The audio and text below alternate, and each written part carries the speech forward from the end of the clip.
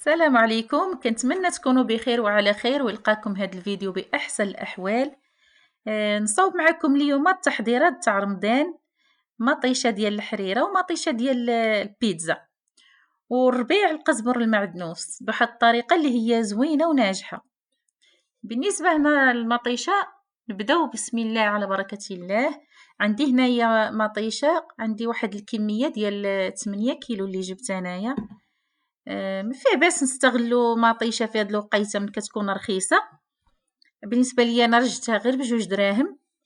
صافي كنشدوها كنغسلوها مزيان، نديرو لها شويه الخل ونغسلوها مزيان صافي، وكنبداو نقطعو فيها بحال هكايا. بالنسبة غادي ندير انا النص تاع الحريرة والنص تاع البيتزا. صافي كيف ما كتشوفوا راه قسمتها على جوج.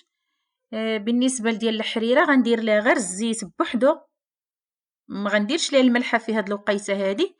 بالنسبة للملحة، ملي كديروا الملحة راه كتطلق داك الماء كتكون طيب، كتطلق ليها الماء بزاف. من الأحسن ما ديروش ليها الملحة خليوها هي الأخرى. أما بالنسبة لديال البيتزا درت واحد البصلة ما تكونش كبيرة بزاف، ودرت واحد 6 الفصوص تاع الثومة، ودرت واحد الوريقات ديال سيدنا موسى.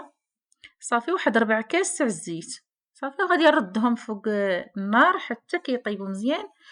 وبالنسبة للنار ما تنقصوهاش بزاف، خليوها متوسطة حيت باش ما تطلقش ليكم الماء بزاف وتجيكم صعيبة باش تنشف.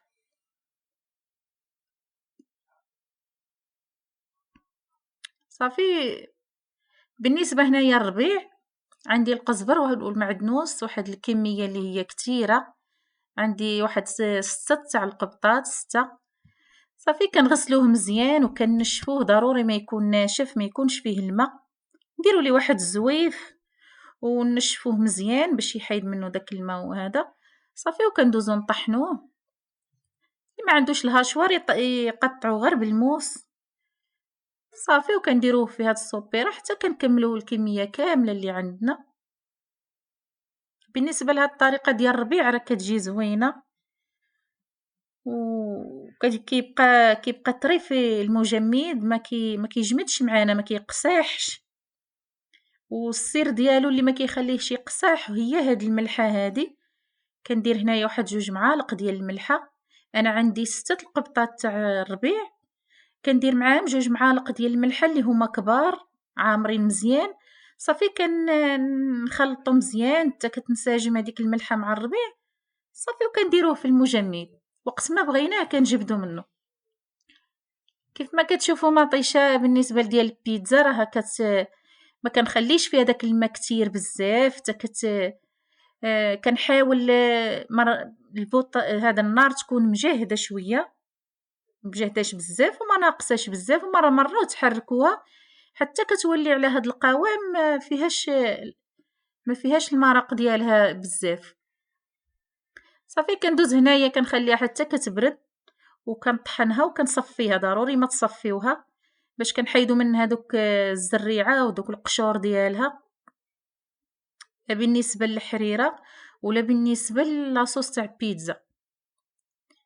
بالنسبه لديال الحريره، هي ملي كتطحنوها وكتصفيوها، ملي كديروها في الحريره ما كتجيش هذيك الحريره مسرجيه بزاف بدوك القشور والزريعه وداك الشيء. كتجي هاد الطريقه كتجي عمليه، وكتجي الحريره ديالكم تجيكم زوينه ويجي القوام اللي كديروا فيها كيجي باين. كيف ما درت ديال الحريره ندير دابا ديال البيتزا، نحيد هذيك وريقات الناموسه اللي طابوا معاها. صافي وغادي نطحنها بنفس الطريقه.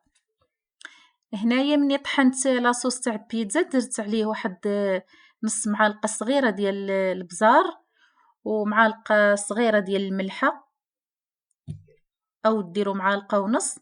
صافي واحد المعلقه كبيره ديال الزعتر. بالنسبه لهاد الزعتر كيجي زوين، كيعطي واحد النسمه زوينه. صافي وكنحطوها فوق البوطه حتى هي راه كيف ما كتشوفوا راها ما جارياش بزاف، راه خاتره. وكتزيد تختار لينا واحد الشوي، كتزيد تعاود تختار على هذاك القوام اللي هي فيه، بحال نقولوا كتزيد تعلك شويه. باش ملي نديروها في البيتزا أو في شي حاجة ما نحتاجوش نعاودو مازال نطيبوها، غير كنديروها من بحال هكايا كنديروها نستعملوها. صافي أنا عندي هنايا القرعات اللي يكونوا معقمين مزيان، يكونوا ناشفين من الماء، ما يكون فيهم لا ما لا والو.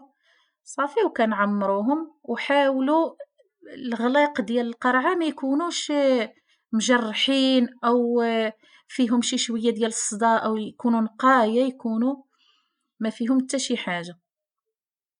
نعمروهم كاملين. هنايا نشد الكوكوت اللي غندير فيها واحد الفيطة من التحت. بالنسبة لهاد الفوطة غير ملي كنديرو الماء ونحطوهم فوق البوطة ما كيبقاوش يتقرقبوا لينا، هذا هو الدور ديال هذيك الفوطة. هنا كنديرو الماء غليان حتى داك الماء يوصل للنص ديال القرعات، يوصل النص ديالهم. صافي وكنحطوها فوق البوطة، ما كنسدوهاش، غير كنحطو الغلاقة ديالها صافي، كنديروها فوق البوطة حتى نحسبوا ليها هكاك واحد 15 دقيقة وهما كيتبخوا فوق البوطة. كيف ما كتشوفوا القراعي راهم كيتزيروا، هذا هو التعقيم ديال المطيشة. دابا راه تخليوهم حتى شهر، تخليوهم حتى هذا ما يخسروا ما والو. ديروهم غير في البلاكار أو في الثلاجة من التحت. بالنسبة لاصوص تاع الحريرة كنديرو هنا في السوبيرات صافي، وكندخلهم للمجمد وقت ما بغيت شي حاجة كنجبدها. بالنسبة للربيع حتى هو راه طريقته كتجي زوينة، كنتمنى تجربوه. وبالنسبة لاصوص تاع البيتزا راه كيصبر لي مدة طويلة، كيصبر هاد الطريقة هادي كتصبر مدة طويلة. أما ديال الحريرة راه كنديروها غير في المجمد وقت ما بغينا كنجبدوها. وكنتمنى تجربوا هاد الطريقة هادي، وكنتمنى ما تنسونيش باللايكات ديالكم فضلا وليس أمرا.